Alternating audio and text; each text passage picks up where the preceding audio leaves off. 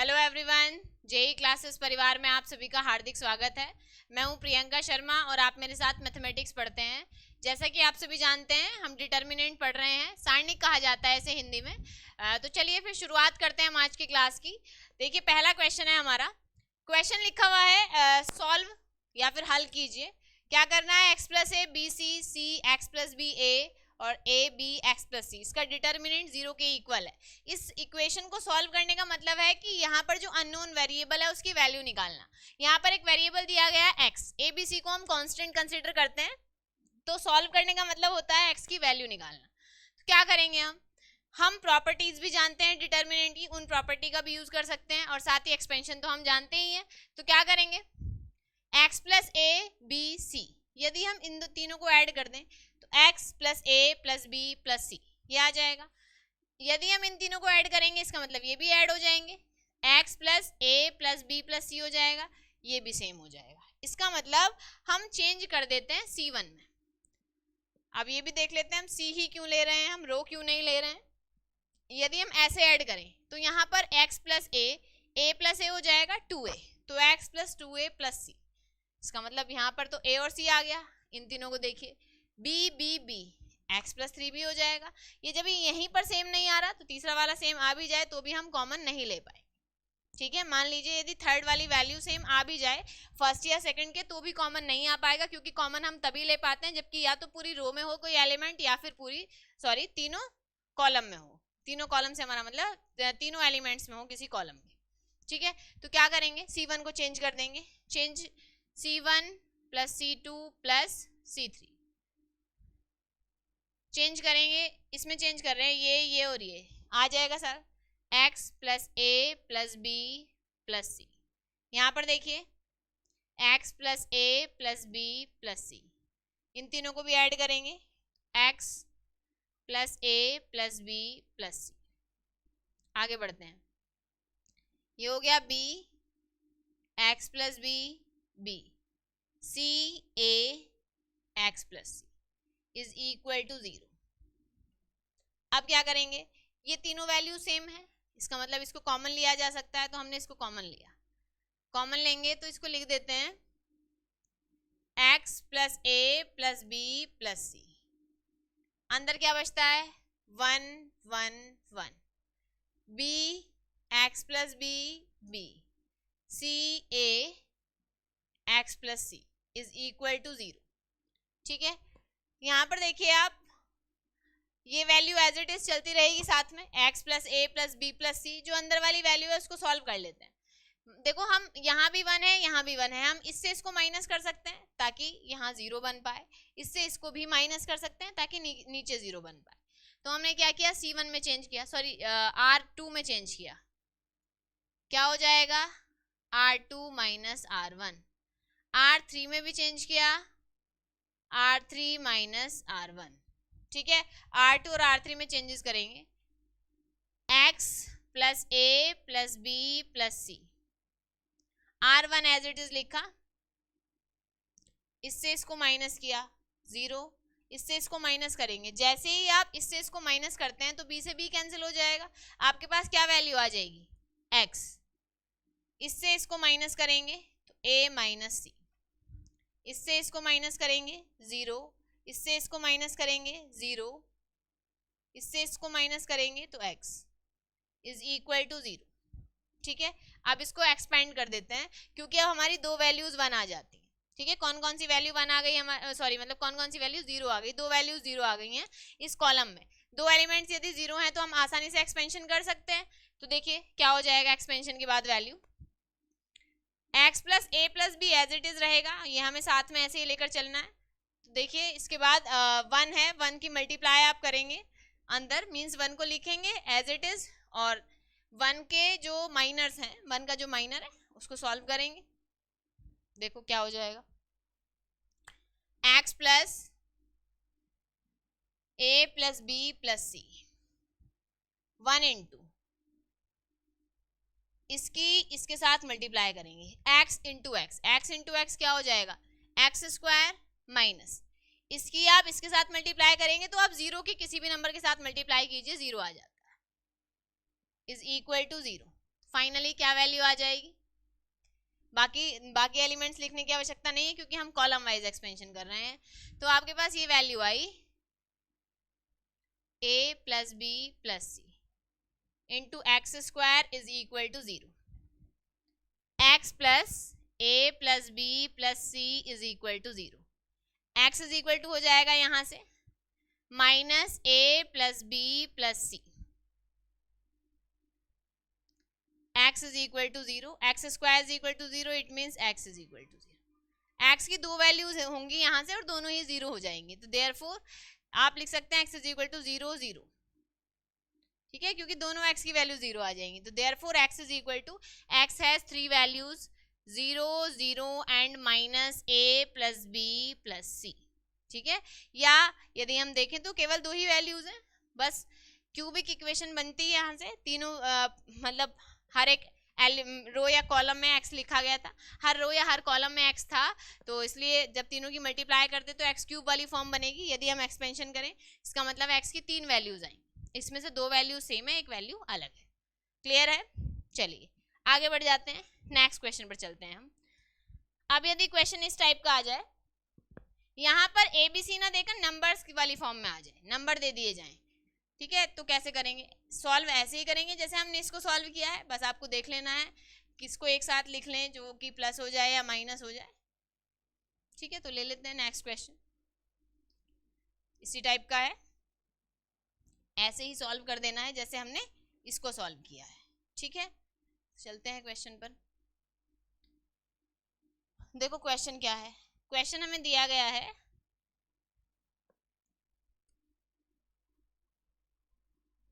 Solve x plus 1 2 2 3 x plus 2 3 5 5 x plus 4 is equal to 0।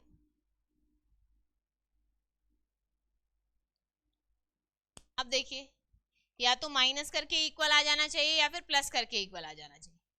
अब आप यदि देखें तो x प्लस 1 है, ये 5 plus 3 8 8 plus 1 9 5 plus 2 7 7 plus 2 9 4 plus 3 7 7 plus 2 9। इसका मतलब हम इसको ऐसे ऐड कर सकते हैं column wise, C1 plus C2 plus C3।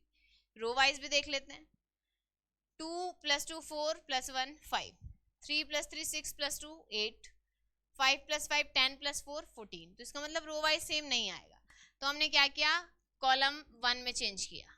Column 1 में नहीं करेंगे, कॉलम 1 में कर देते हैं, ऐड कर रहे हैं क्योंकि सबको C1 plus C2 plus C3, चाहे तो कॉलम 2 में भी कर सकते हैं, चाहे तो कॉलम 3 में भी कर सकते हैं, कोई प्रॉब्लम नहीं है वैसे तो, ठीक है, लेकिन हम कॉलम 1 में कर देते हैं, ऐड कर लेंगे। तो ये हो जाएगा x प्लस 9, इन तीनों को ऐड करेंगे तो x प्लस 9, इन तीनों को ऐड करेंगे x plus 9 3 x plus 2 3 5 5 x plus 4 is equal to 0। x plus 9 तीनों में है तो x प्लस 9 को कॉमन ले लेंगे, 1 1 1 x प्लस 2 3 5 5 x प्लस 4। एक फैक्टर ये आ गया, इसको हमें एज इट इज रखना है, इसे मतलब हम चेंजेस नहीं करेंगे, इसे एज इट इज रख के चलेंगे, लास्ट में इक्वल 0 के रख देना है, ठीक है। अब इसको देख लीजिए, या तो हम ऐसे एक्सपेंशन कर दें या फिर हम इससे इसको माइनस करेंगे तो यहाँ 0 हो जाएगा, इससे इसको माइनस करेंगे तो यहाँ भी 0 हो जाएगा। इट मीन्स हम C2 और C1 सॉरी ये R2 है और ये R3 है, ये R1 है। इसका मतलब हम R2 और R3 में भी चेंज कर सकते हैं। क्या चेंजेस कर सकते हैं वो लिख देते हैं। हमने चेंज किया R2 में, हम चाहते हैं इससे इसको माइनस करना ताकि यहाँ पर 0 बन जाए, तो हमने क्या किया R2 माइनस R1। R3 में भी चेंज कर देते हैं R3 minus R1 x plus 9। R1 में कोई चेंज नहीं किया है तो R1 एज इट इज रहेगा, R1 को लिख लेते हैं एज इट इज। इससे इसको माइनस किया 0, इससे इसको माइनस किया। अब जैसे ही x प्लस 2 से 3 को माइनस करेंगे तो कितना बचेगा, x माइनस 1 बचेगा।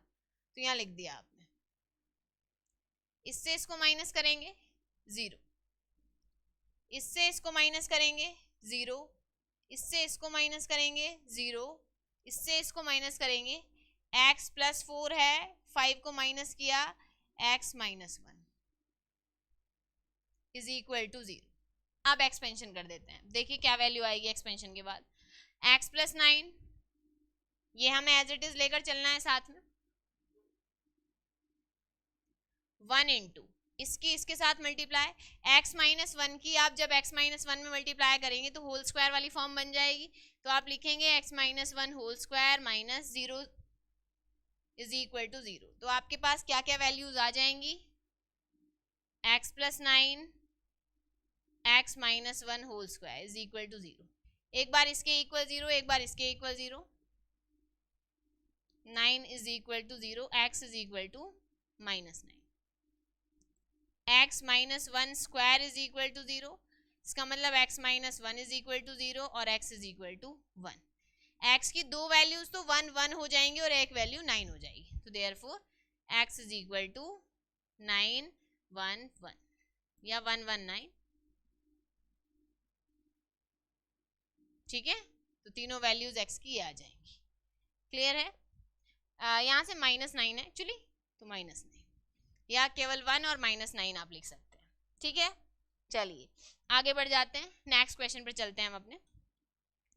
इस बार हम क्वेश्चन ले लेते हैं जिसमें वैल्यू माइनस में दी हो। ठीक है, जिसमें हमें प्लस के साथ साथ भी कुछ और कैलकुलेशन करनी पड़े। जैसे अभी तक हमने क्या किया, कॉलम्स को ऐड कर दिया या हमारा काम रो को ऐड करके चल गया अभी तक। अभी यदि माइनस करना पड़े हमें ऐड करके, हमें वैल्यू ना मिल पाए, तो हम क्वेश्चन को कैसे सॉल्व करेंगे वो सॉल्व करके हम आपको बताते हैं कि यदि हम प्लस ना करके माइनस करें तो माइनस करते हैं, या तो 0 बनाते हैं या फिर माइनस करके भी सेम वैल्यू बन सकती है जैसे प्लस करके सेम वैल्यू बनी। हमने कॉमनली ऐसा भी हो सकता है कि माइनस करके भी सेम वैल्यू बन जाए, तब हम कॉमन ले पाए। तो देख लेते हैं क्या वैल्यू बनेगी। क्वेश्चन हमें दिया गया है x माइनस 6 माइनस 1,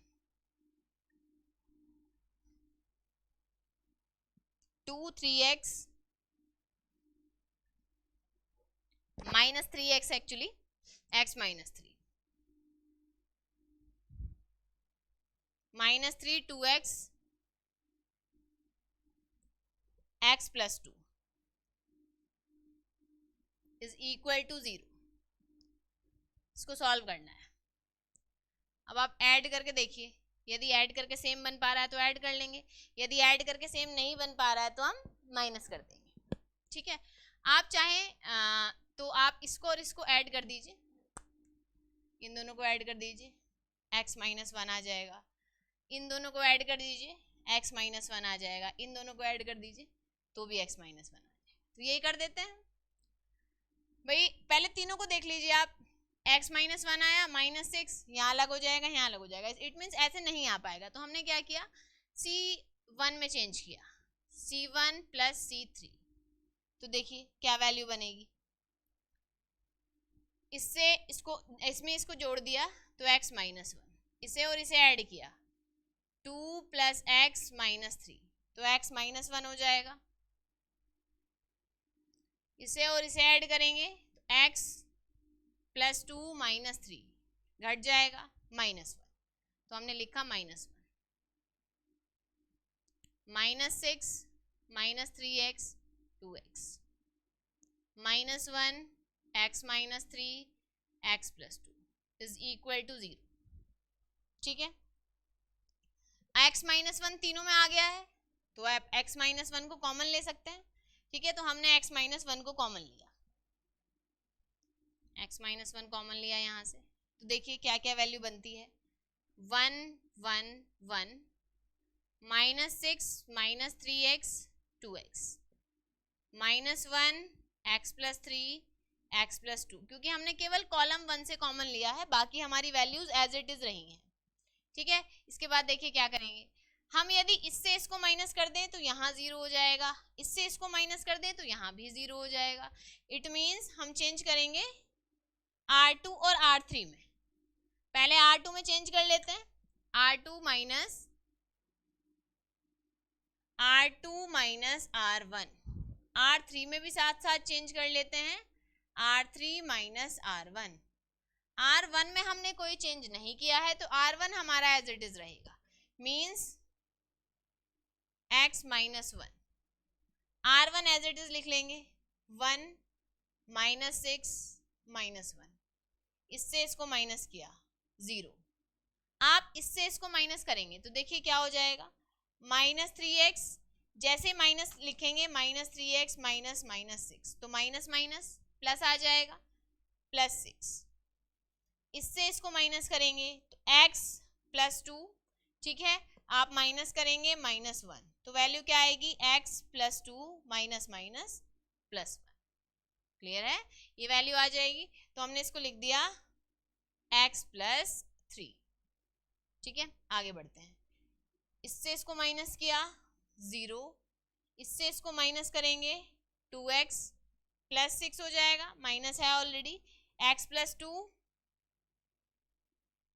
प्लस 1।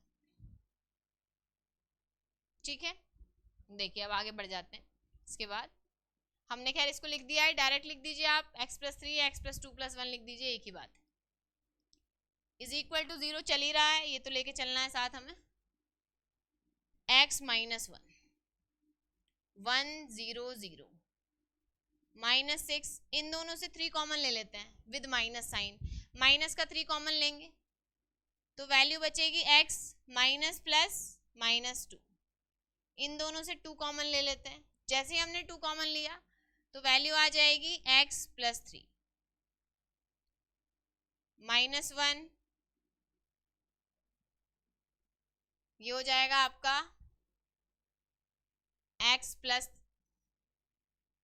ये था हमारा आपने, अच्छा x, ये x माइनस 3 लिखा हुआ था भाई, हमने गलती से x प्लस 2 लिख लिया है इसको, x माइनस 3। ठीक है, x माइनस 3 था तो ये वैल्यू हुई x minus 3 minus minus 1 minus 3 plus 1।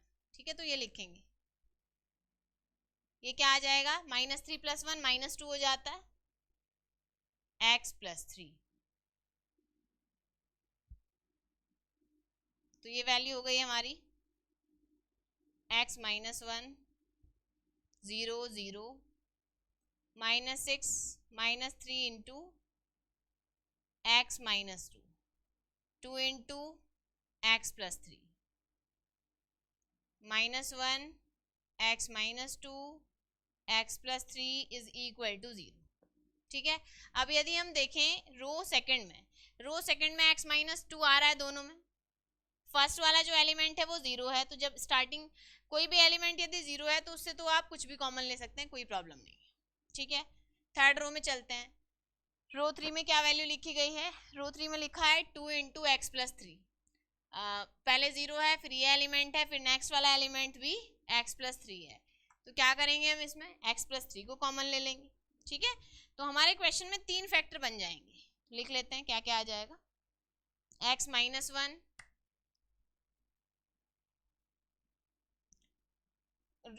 रो 2 से हमने x माइनस 2 कॉमन लिया और रो 3 से हमने x प्लस 3 कॉमन लिया, तो देखिए हमारे पास क्या क्या बचा, 1 0 0 minus 6 minus 3 2 minus 1 1 1 is equal to 0। अब इसको एक्सपेंड कर देते हैं, ये जो डिटर्मिनेंट हमारी बन के आई है इसका एक्सपेंशन करेंगे तो देखिए क्या वैल्यू बन जाती है, x minus 1 x minus 2 x plus 3 1 लिया है, बाकी तो दोनों एलिमेंट 0 हैं तो बाकी की तो कुछ लिखने की आवश्यकता आपको नहीं है। इसको और इसको छोड़ देंगे, इसके साथ मल्टीप्लाई माइनस 3 माइनस इसके साथ मल्टीप्लाई 2 इज इक्वल टू 0, तो ये माइनस 5 हो जाएगा। ठीक है, माइनस 5 हो जाएगा तो वैल्यू बन जाएगी x minus 2 x plus 3 minus 5 is equal to 0, ये चला गया 0 में, तो हमारे पास ये 3 फैक्टर्स आ गए, x minus 1 x minus 2 x plus 3। तीनों फैक्टर को बारी बारी से जीरो के इक्वल रख लेंगे, एक बार इस फैक्टर के बराबर जीरो, एक बार इस फैक्टर के बराबर जीरो, एक बार इस फैक्टर के बराबर जीरो। तो आपने रखा x minus 1 is equal to 0, तो x is equal to 1। Next रखा x minus 2 is equal to 0, तो x इज इक्वल टू 2। एक बार आपने रखा x plus 3 is equal to 0, x is equal to minus 3। ठीक है, तो तीन फैक्टर आ गए, मतलब तीन वैल्यूज आ गए x की। Therefore x is equal to 1 2 minus 3, ये हमारा आंसर है।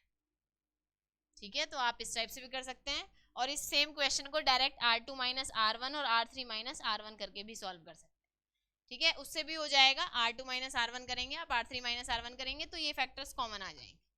उसके बाद जो बचेगा वहां से आपको x माइनस 1 फैक्टर मिल जाएगा।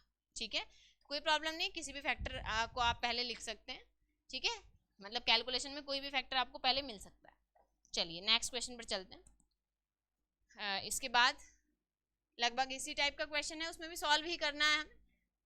अभी तक जितने भी क्वेश्चंस लिए थे सभी में हमारा x पॉजिटिव था। ठीक है, अब ऐसा भी हो सकता है कि x नेगेटिव हो जाए, भाई कोई फर्क नहीं पड़ता हमें, क्योंकि हमें वैल्यू केवल x की निकालनी है, हमें केवल x की वैल्यू निकालनी है। x पॉजिटिव है नेगेटिव है कोई प्रॉब्लम नहीं, किसी भी तरीके से हो सकता है x। ठीक है, तो निकाल के दिखाते हैं हम आपको x की वैल्यू, कि यदि x नेगेटिव है तो कैसे सॉल्व करेंगे। एज इट इज सॉल्व करेंगे जैसे हम अब तक क्वेश्चन सॉल्व करते आ रहे हैं। ठीक है, कुछ भी स्पेशल नहीं करना है उसमें, सेम क्वेश्चंस मानकर ही उसको हमें सॉल्व करना है। मान लीजिए क्वेश्चन ये है, सॉल्व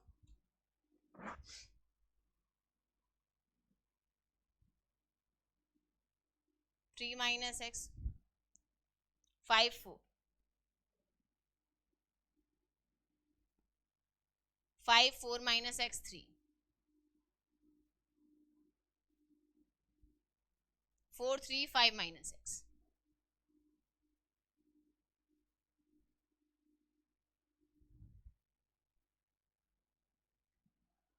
यहाँ पर देख लीजिए, यदि ऐड करके कुछ सेम बन पा रहा है तो ऐड कर देंगे, ऐड करके नहीं बन पा रहा है तो माइनस करने की कोशिश करेंगे, किसी भी तरीके से नहीं हो पा रहा है तो फिर एक्सपेंशन करते हैं जब कुछ और नहीं मिलता है हमें।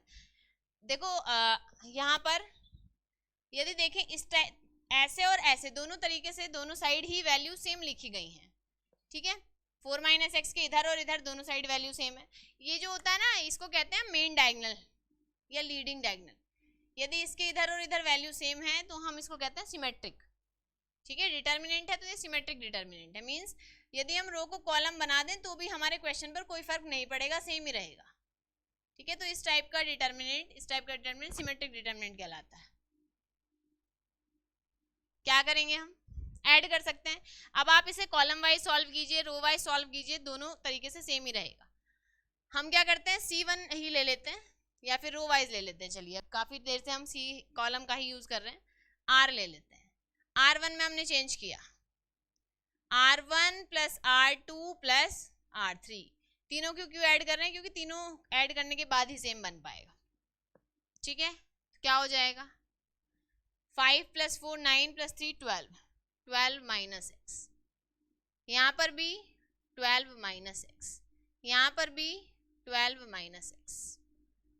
ये हो गया 5 4 minus x 3 4 3 5 minus x is equal to 0। ठीक है, अब यदि आप देखें तो रो 1 में 12 माइनस एक्स आ रहा है, तो 12 माइनस एक्स को कॉमन लिया जा सकता है, कोई प्रॉब्लम नहीं है। तो हमने 12 माइनस एक्स को कॉमन लिया, देखिए क्या वैल्यू मिलेगी हमें, 1 1 1, ये value 5 4 minus x 3 4 3 5 minus x. अब ये तीनों 1 हो गए, अब इन 1 को 0 बना लेते हैं। यदि इससे इसको माइनस करेंगे तो यहाँ 0 आ जाएगा, इससे इसको माइनस करेंगे तो यहाँ भी 0 आ जाएगा।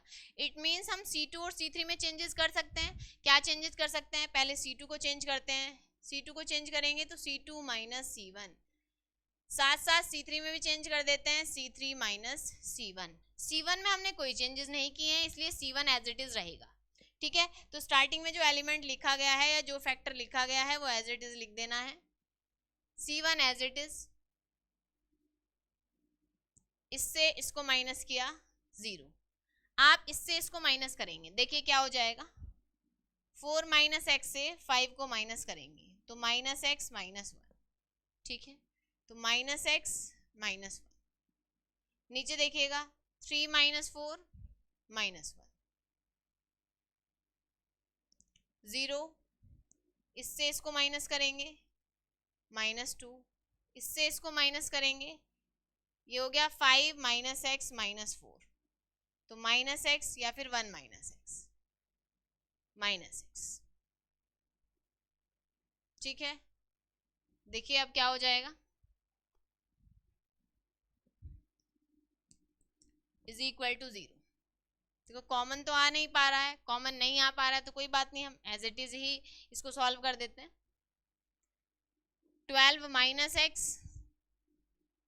1 5 4 0, ये हो जाएगा आपका माइनस एक्स प्लस 1 या 1 plus x, x plus 1 plus x लिख लेते हैं, minus 1, 0 minus 2 1 minus x is equal to 0।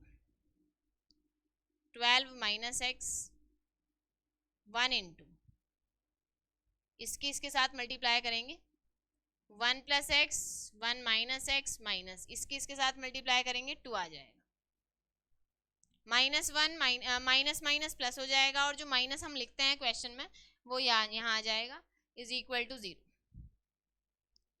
ठीक है। अब देखिएगा 12 माइनस एक्स, ये हुआ आपका minus A plus B A minus B, A square minus B square minus 2 is equal to 0, ठीक है, या फिर थोड़ा सा और कैलकुलेट कर लेते हैं, 12 minus x minus 1 plus x square minus 2 is equal to 0, ये हो जाएगा एक्स स्क्वायर माइनस 3, ठीक है, तो एक्स स्क्वायर माइनस 3 लिखते हैं, देखो क्या आ जाएगी वैल्यू, ये हुआ हमारा 12 minus x x square minus 3 लिखा हमने, एक्स स्क्वायर माइनस 3, क्योंकि आप जानते हैं माइनस माइनस प्लस हो जाता है, ठीक है, एक बार इस फैक्टर के इक्वल 0 एक बार इस फैक्टर के इक्वल 0, तो पहले आप 12 माइनस एक्स को 0 रखेंगे, 12 minus x is equal to 0, तो 12 is equal to x, x square minus 3 is equal to 0, x square is equal to 3, x square is equal to √3, ठीक है, प्लस माइनस दोनों लिख लेते हैं हम, तो हमारे पास x की 3 वैल्यूज आ गई, एक तो वैल्यू हमारी आ गई 12 और एक आ गई प्लस √3 और एक आ गई माइनस √3, तो ओवरऑल हमें 3 वैल्यूज मिली, तो therefore x is equal to 12 √3 and minus √3, ये हमारा आंसर हो जाएगा, या कंबाइंड फॉर्म में आप इसको लिख सकते हो इसी टाइप से, प्लस माइनस √3, क्लियर है। तो आपको समझ आ गए होंगे कि क्वेश्चंस हमें यदि सॉल्व करने हैं तो किस टाइप से हम सॉल्व करेंगे क्वेश्चंस को। अब इस टाइप के बाकी क्वेश्चंस भी यदि आते हैं तो आप सब इजीली सॉल्व कर सकते हैं, कोई प्रॉब्लम नहीं है, ठीक है। तो हमने इस डिटर्मिनेंट में एक इक्वेशंस, इन्हें इक्वेशंस ही कहेंगे वैसे तो, जब हम इसको एक्सपेंड करते हैं तो एक इक्वेशन वाली फॉर्म बन जाती है यहाँ पर, ठीक है। इसको सॉल्व कैसे करते हैं वो हमने सीख लिया है, साथ ही हम नॉर्मली एक्सपेंशन कैसे करते हैं, प्रॉपर्टीज का यूज करके हम डिटर्मिनेंट को कैसे सॉल्व करते हैं, ये सब भी हमने सीख लिया है। तो इसका मतलब लगभग हम डिटर्मिनेंट चैप्टर का काफ़ी सारा पोर्शन कवर कर चुके हैं, इंपॉर्टेंट जो हमारा पोर्शन था उसे हम कर चुके हैं। अब थोड़ा सा ही पोर्शन बचता है इस चैप्टर में, एक इंपॉर्टेंट रूल बचता है क्रैमर रूल, इक्वेशंस को सॉल्व करना क्रैमर रूल की हेल्प से, वो भी हम आगे आने वाले टॉपिक्स में पढ़ने वाले हैं, मींस आगे आने वाली क्लासेस में पढ़ेंगे इस चैप्टर से। तो आज की क्लास को हम यहीं पर ख़त्म करते हैं। देखिए जितने भी स्टूडेंट्स ने अभी तक हमारे टेलीग्राम चैनल को ज्वाइन नहीं किया है तो वो कर लीजिएगा, जेईसी पॉलीटेक्निक सेमेस्टर क्लासेस ये नाम है टेलीग्राम चैनल का, वहाँ पर आपको सारी इन्फॉर्मेशन मिल जाती है जो भी आपके लिए इंपॉर्टेंट होती है, ठीक है, शेड्यूल वगैरह क्लासेस का वो सब मिल जाता है वहाँ पर। साथ ही जिन्होंने भी डाउनलोड नहीं किया है हमारे ऑफिशियल एप्लीकेशन को वो कर लीजिएगा। देखिए आपको क्या करना है, प्ले स्टोर पर जाना है, लिखना है जे क्लासेस मेरठ, आपको इस टाइप से दिख जाएगा जैसे इस टाइम आप देख पा रहे हैं, इंस्टॉल कर लीजिएगा, आप एप्लीकेशन मिल जाएगी, वहाँ जाकर आप हमारी क्लासेस ज्वाइन कर सकते हैं, ठीक है। चलिए फिर खत्म करते हैं हम आज की क्लास, मिलते हैं आप सभी से नेक्स्ट क्लास में, तब तक आप अपना और अपने परिवार का ध्यान रखिए और प्रैक्टिस करते रहिए। धन्यवाद, जय हिंद, जय भारत।